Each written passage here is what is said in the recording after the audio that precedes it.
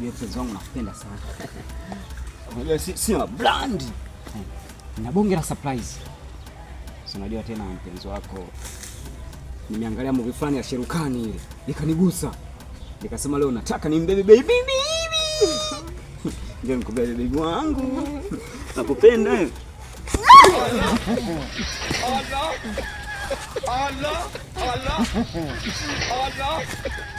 Allah. Mimi hapa niko na nanili. Amna mimi hapa niko nakufanyia surprise.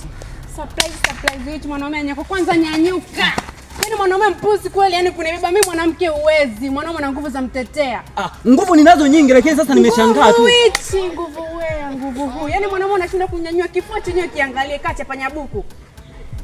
Kwa hiyo mpenzi wangu. Yaani kifua hichi kifua nini kama sponge unashinda kunibeba mimi mwanamke. Sikiza sasa. Twende ukanipe tendo basi nyumbani. Nakupe tendo wewe, nenda kapewa na joga mshenzi nini nikakupe tendo mimi nilifikiri ni size yako. Wewe kibwagizo wewe mwanaume.